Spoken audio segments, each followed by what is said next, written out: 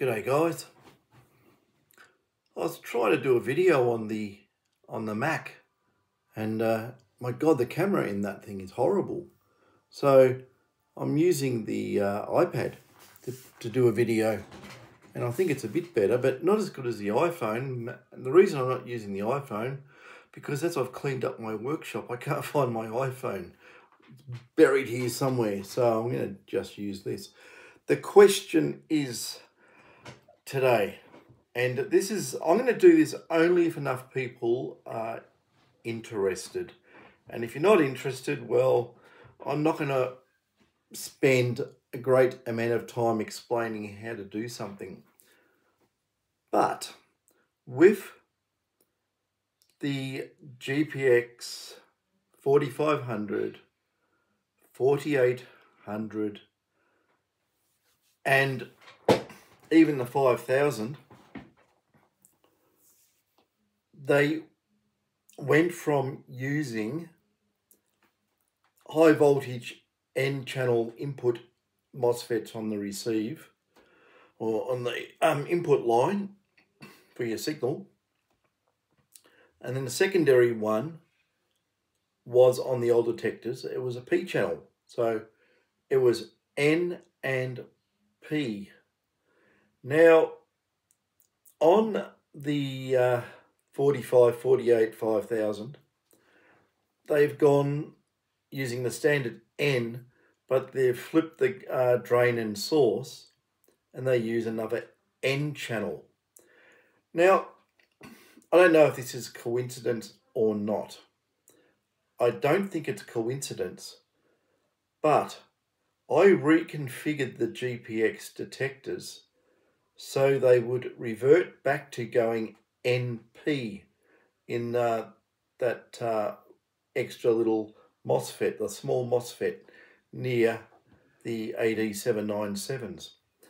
And I've always thought, and it's hard to tell really, but I'm pretty sure I'm on the right path, that in normal mode, GP Extremes 3000s, 3500s excel in normal mode on the GPX 45, 48 and 5000. And I thought, well, how could that be? How could that be? How could something not be as good when it's basically the same system? And the only thing, apart from some, component changes here and there and different routing and different processing, is that the only thing that really stood out was the NN in the later detectors and the NP in the earlier ones. So what I did, I reconfigured the input stage on a 4500. I pulled out the N channel MOSFETs and I reconfigured the gate drive. I got some biasing and resistors in there, and I've just put a couple of really good low noise. P channel FETs are lower noise, by the way, I'll tell you that. They have some really good design traits for this sort of work. The thing is that they may exhibit, well, they used to, but not anymore. You can get really good low voltage P channel MOSFETs. And if you have a look at the specifications, they got extremely low on resistance, and they do have normally a little bit extra gate capacitance. But now there's MOSFETs out there with very minimal gate capacitance, reverse transfer capacitance, all the things you don't want.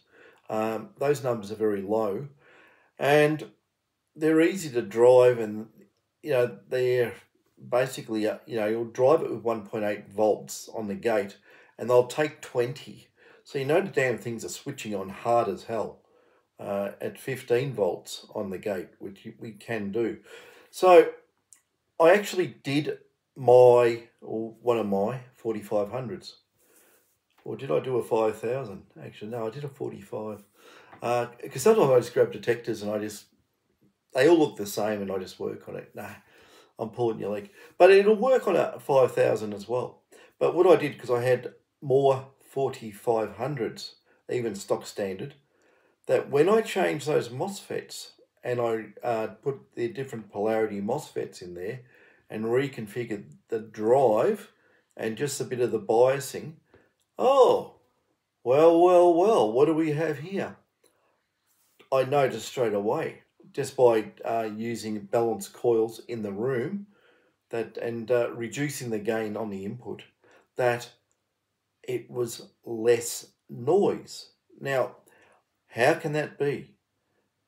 Why would something with, a couple of points difference in noise figure be so good? And what does using P channels have over N channels? This is interesting. I thought this was interesting. Not by any other thoughts than why was this done? Why have all your detectors come out, all the GP series, and they're NP, and they work really well, and then you get these newer detectors? Obviously, what's our difference? Enhanced mode, fine gold, and whatever other little modes are in there. Sensitive modes and whatever else. And if it's the P channels aren't going to affect the performance of those modes anyway.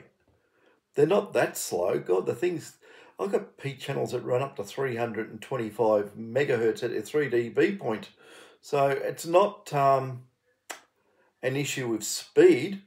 It's not an issue giving it lower on resistance, because that's a benefit.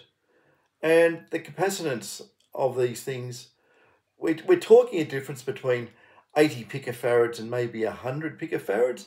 But now I've got devices down at 20 picofarads on the gate input, and these things just absolutely slam it on the on resistance. They beat the N's. They really are low, because N's have 3 layers and P's have 2.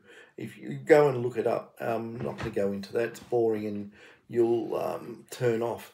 But if there's enough people interested, I could do a video, like proper zoom in type thing. I'll set the camera up here, I'll look down, and I'll show how I remove the MOSFETs, how I do a little bit of extra biasing, and I basically swap the drain and source round, and then I bias it off the drive. It's opposing. You need an opposing drive than what it had, but I can get that from another part of the circuit, and then just drive these things themselves, and they work beautifully. I've got one sitting there on the bench. It's fantastic. Really, really good. So if you're interested, I can do that. I can, let a few interesting things come up on the net or on YouTube anyway, for everyone to look at. You can easy change. I can tell you what some really good FETs to get to use, and it makes a big difference. And realistically, I don't know why. I don't know why it makes a big difference, but it does. It's because all the signals are, on these devices are so low level, and the amount of noise generated around it, it's very hard to measure in circuit on these detectors. And you can measure rudimentary things. You can just have a look at ripple on supply lines. You can have a look at the waveforms in and out, but you really can't observe the nitty gritty, fine, or you can, but you got to turn other parts of the circuit off because it smashes it. So there's ways of looking at it. Noise gets in. You want to stop the noise getting in. There's a whole heap of revelations I found in these detectors. You can do extra filtering in certain parts. You can actually reduce filtering in part of the signal chain, and you get a much better response. on small gold, far better. And, you know, it just depends how you play it. You could even, if you wanted to, you could switch in different filtering in these things, and give it a set of different filters. But then again, the switches you're using, the semiconductor switches, will probably introduce noise. So I don't know if it's even worth it. It's easy to do. It's not even hard. It's just using a whole heap of uh, here we go, low noise CMOS switches, which, yeah, CMOS stuff, it's not really low noise, but a lot of stuff's based on it. You could actually go and individually switch everything with match FETs or something, but it's probably not a good idea either. There's a whole heap of things you can do. I've looked at a lot of things. I've tried a lot of things.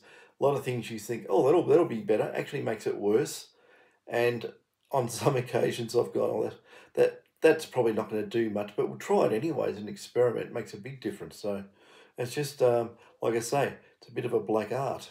So if you're interested, let me know. And yeah, I'll get onto it. I mean, if only 10 people go, yeah, I want to have a look, well, it's not worth my time. But, you know, if a couple of hundred or something, well, it's worthwhile because it's going to take a while to do, and it's chews into my day. So, you know, it's all freebies. These videos don't make money, believe me. An average one of these videos I do that has a lot of looks on it probably makes somewhere between $3 and $6. So, you know, it's not a get rich quick scheme. It's basically yeah, you know, you're working for probably, I don't know, you know, I don't know, what are you working for? You know, $10 an hour or something. It's not really worth it. But I know it's like in the early days, I wanted to know all about these detectors. So I know a lot of other guys do, but I can't sit there and just churn videos out on how to do things in these detectors. You know, to do everything I know, it'd probably take, I don't know, 3 or 4 days. I'm running continuously 8 hours a day. So I'll leave it there with you guys, and you can tell me your thoughts. If there's enough of you out there with the GPXs and you want to do this, we'll call it an experiment, right? I'll tell you what though, I have done it in the 5000, and I did it on purpose because the other modes, fine gold is really susceptible to any capacitance on the input lines. It just desensitizes. You clock it too fast, it desensitizes. And I think that's probably the reason that ML dropped the front end gain back to 34 on the 5s when they had 48 on the 45s. And people always say, oh, why do the early GPX 4500s go deeper? Well, all the new ones set at a gain of 34, and same as the 5000. They're all set at that. So there's lack of front end gain there for a start. But you could always argue and say, oh, well, guess what? It's a quieter detector, right? Okay. I'll go to the racetrack with my Fiat 500 because it's a quieter car. Makes a lot of sense, doesn't it? I don't own a Fiat 500. I never would. Okay, so I was just using that as a, you know, a bit of a measuring stick. But it's the whole thing, you know, how low are you prepared to lower the gain in your detector's input stage and still say it's a deep gold detector? Where's the magic number? But I'll tell you one thing though, you can't just go and say on these detectors, the magic number has probably been 48 since day one. I think actually what it worked out to even on 2000, something around about that. If I look back at their feedback, 1K on the base of the um, um, the match pair, and yeah, 1K, 20 ohms. That's right. It's not 10.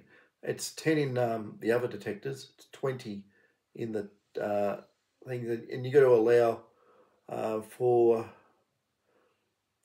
the feedback of the op amp that it's driving into. I think it probably would work out maybe around the same numbers. I think it's just been a yardstick since day one, because the other ones all the way through are the same, 48 on the input stage, except when we get to the later 4500s and the 5000, they're all 34. So that's just what it is. I'm just thinking back, did I ever measure the input stage gain of a 2000? I don't think I did, but it would work out, like roughly, it would work out to a gain of probably 50, but I'd say it's a little bit less. It might be 48, but you know, one thing I can tell you right now, you can't get one of these detectors and say, oh, I'm going to make it go deeper, and you say, well, I'm going to increase the gain to 55 or something. Do not do it. I've done that. It does not work. The whole frame, for some reason, that bit of extra gain, it saturates the whole input stage. It just saturates. And if you're on really mineralized ground, the whole thing just goes deaf. And if it's sort of half mineralized ground, it's banging up against the wall. You're losing your dynamics, or your dynamics is going smack, smack, smack. And it just doesn't detect properly. It's noisy as hell. So where you set that gain point, it's going to say, well, you know, it's going to be quiet. It's going to be too quiet. It's going to be just right. But the gain, the input gain on these detectors really needs to be probably at a reasonable set point. You know, if I was doing it from scratch, I would set the gain on the input stage of these detectors probably to maybe gain of 10 or maybe, you know, 15. I wouldn't go high. And the reason is I'd just have enough gain so it had massive dynamic range. So it's never ever going to flat top and get swamped out. It will be less susceptible to interference, but you probably, with that amount of gain, you can use some type of active filtering after the first stage and knock out some of the high frequency. Well, not too high, because that's important stuff in the high frequency response for very small fast decay targets. You don't want to knock them out. But, you know, over a probably megahertz or so, you probably want to start, you know, tapering it off. And then you can amplify the living bejesus out of it and get it all up again with another relatively low noise stage. And then you got everything. You can turn things up and turn things down. I'm on pipe clay, I'll crank it up. I'm on the worst, you know, ironstone I've ever found in my life. I'll turn it down. And that's what these detectors need. And, you know, basically, they don't have. Well, you know, they do, because I modify them to put that in there. It's not actually controlling right on the input of the first stage. That is very difficult to do, because you can, but because you've got two side-by-side op amps, they have to track, you know, within possibly, you know, 1 to 1.5 decibels of each other in signal intensity, you know, and one's going to do this and one's going to do that. It's very hard to keep it aligned. And so you basically set that at a different set point, and then you run a secondary low noise. What you try and do is you try and retain good signal dynamics in your first stage, and then, you know, trick it up later. There's many ways of doing it, of course. But yeah, the P channels, I don't know why it is so much better. It is so much quieter. They are quieter, but I didn't think it would make that much of a difference. So if you want to do it, let me know. If I can't get enough yays, maybe I'll do something, and I'll just draw it out and I'll just draw out the schematic and stick it on the screen, you know, with a picture. But I'm not going to sit there and, you know, solder, unpick, you know, and do all that because not enough people are interested. So I'll leave it there with you guys. If you want to see it, you want to. If you don't, well, nah. Okay, catches.